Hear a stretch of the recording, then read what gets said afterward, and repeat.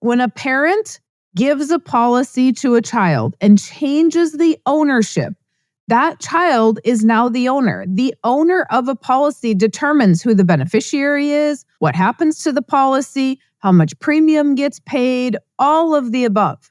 And so I can no longer go back to the parent and say, hey, little Susie is trying to cancel this policy. I can't do that because the parents no longer own it. Hello, and welcome back to the podcast. Thank you very much for being here. Today, let's talk about giving your kids the life insurance policies you started on them. And this is actually a topic I've never talked about. I was in Birmingham last week as I record this, last week as I record this. And I was one of the coaches for Coaching Academy for the Nelson Nash Institute. And we were talking about starting policies on children and then giving them that ownership and how to transfer that ownership and all the stuff. And it came up that those seasoned veterans like myself in the industry have experienced that a parent is going to buy a policy on a child and they're going to do the right thing. And then they're going to give that child the policy. So what that entails is I have a policy on one of my kids. When she is old enough and responsible enough, the intent is to say, here you go. You are now the owner of this policy. You're going to pay premium. You can borrow against the cash value. You can use it. And now my grandkids have extra death benefit because I bought a policy on my child, right? When she has kids. And so I think that strategy as infinite banking practitioners, we use that strategy a lot. I use that strategy a ton in my business because we're talking about generational wealth. It is not common that a life insurance agent or even an infinite banking practitioner talks about generational wealth. But because of the fact that I'm working with y'all who are passing down farms and we need to do that correctly, we talk about it. Now, this is what happens, and it's happened to myself. It's happened within my company, and obviously it's happened within other agents' companies because we had it as a topic of conversation.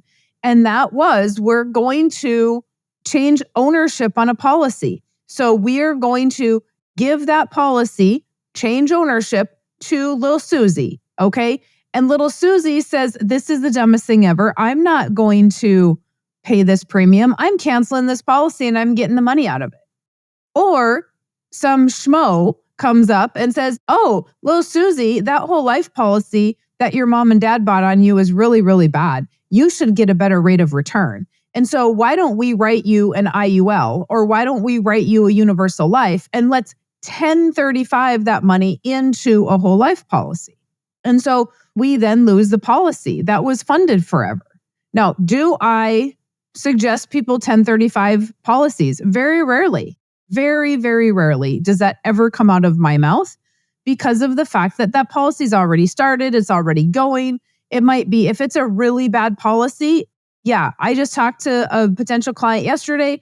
We issued new policies on them. I said, what do you want to do with your universal life policies? And they said, yeah, you know what? There's nothing wrong with them. We looked at the enforced illustrations. They're all good. The insurance agent went over it with us. Fantastic.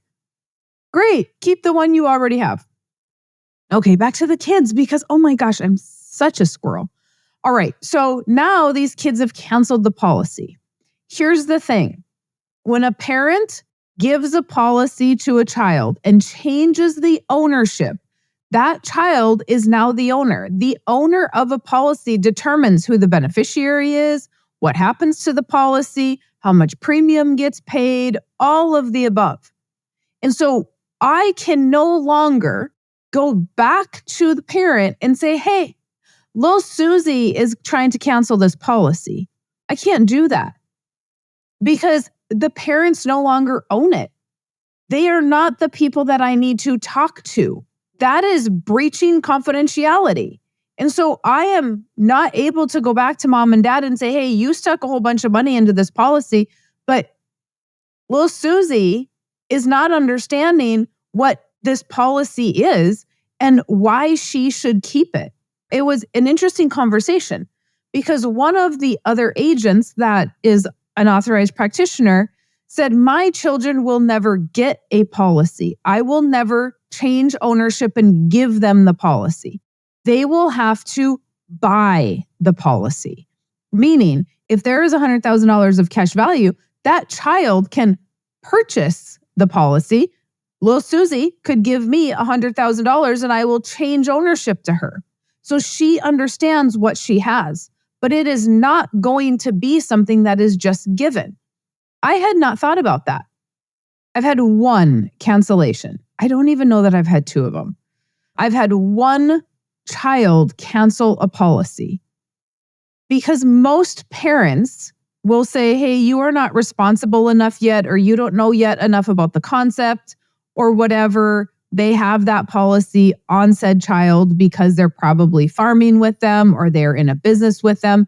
And if that child passes away, they're actually going to need the death benefit. So the ownership of what we're doing has not gotten to the point where we want to transfer ownership. Now, this also applies to strategies such as I have a policy on myself. I'm getting ready to go to the nursing home.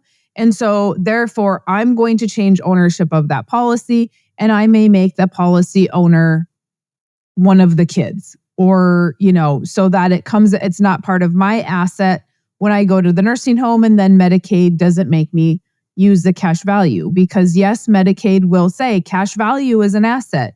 And so you need to drain that in order for Medicaid to kick in. And so if you do a change of ownership, that may be a strategy. But is the kid going to cancel that policy? And then there's no death benefit left, right? And so you have to make sure that if you are transferring ownership of a policy, the person that is the new owner understands what they are getting. They understand that they should not be canceling this policy. And it is crazy how many young people have policies. I mean, it's really not, I shouldn't use the word crazy. I should use the word wonderful, right?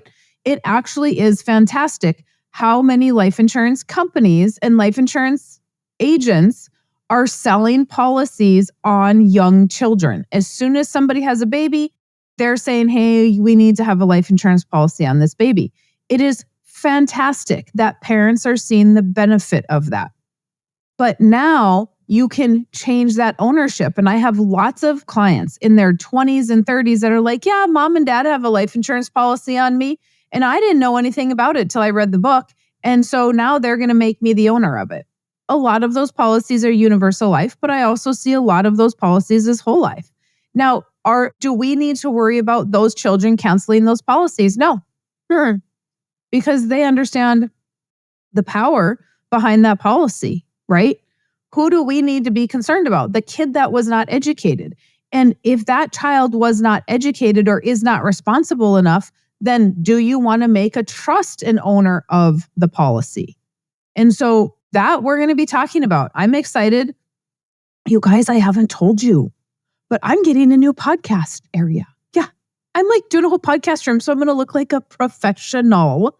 Anyway, so when that's all done, my friend Heidi, who is doing estate planning, is going to come down and we're going to record a whole bunch of podcasts about estate planning.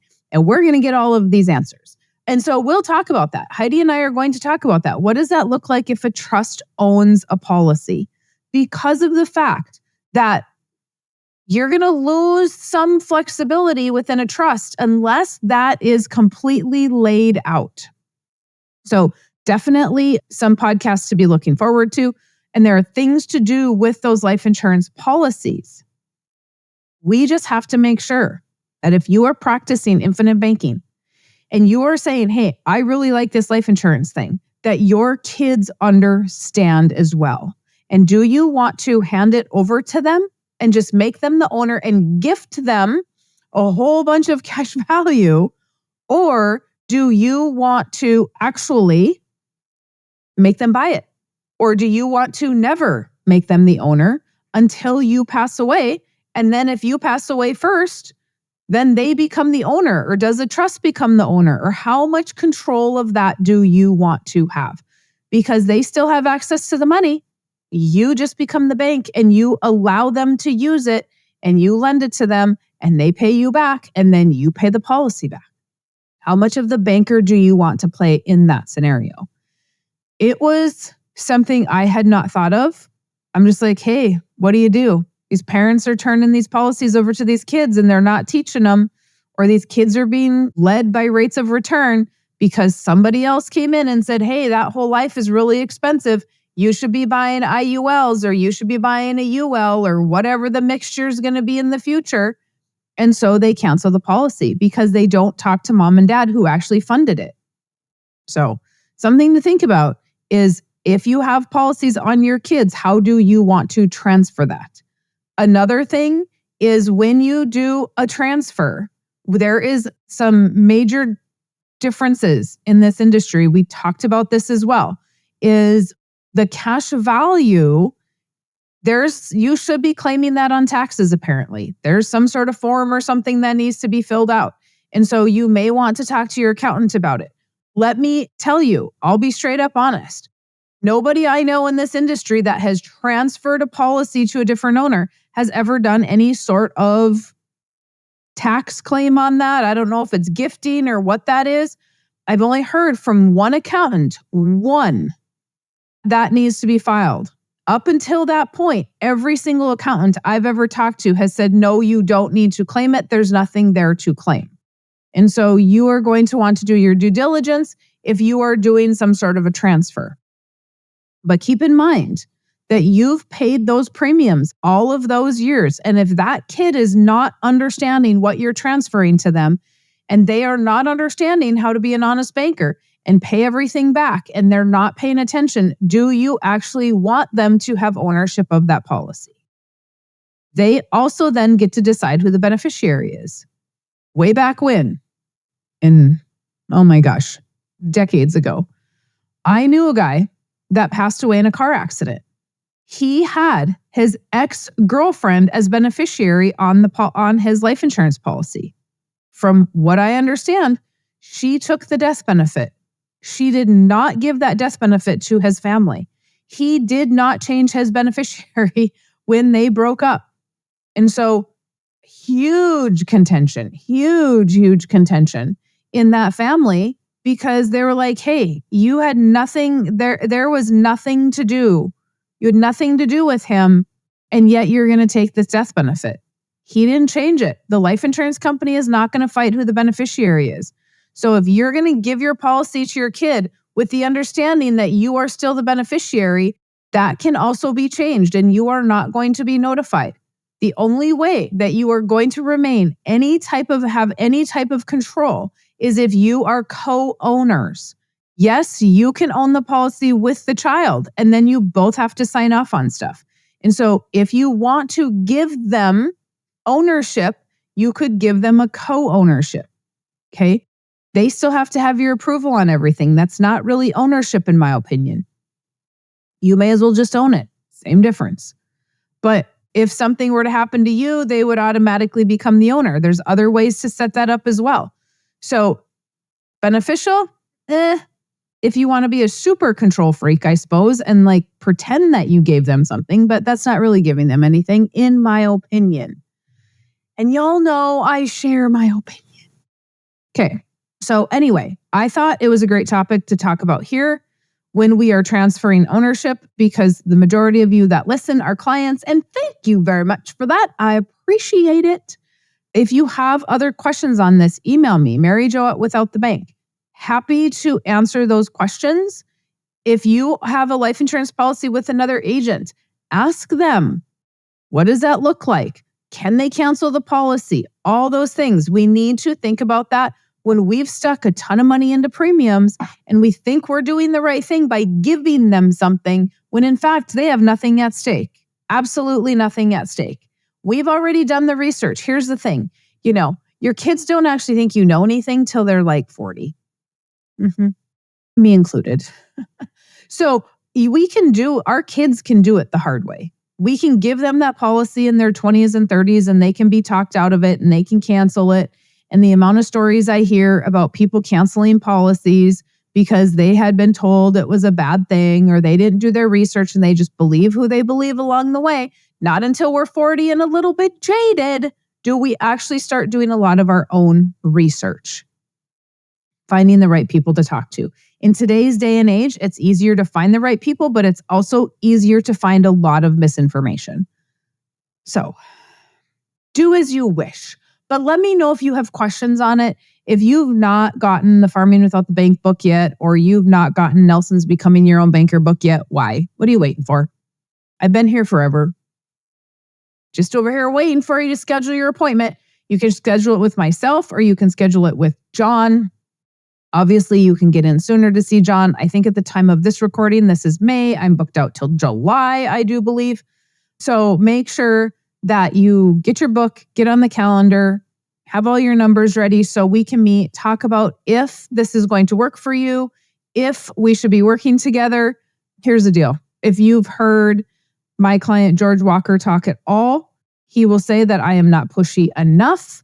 Because here's the deal. If you're not ready, you're not ready. I'm not going to push you into something. I'm not going to try to sell you something. I am going to try to teach you something. So if you want to learn, schedule your appointment with John or I, and we're happy to help.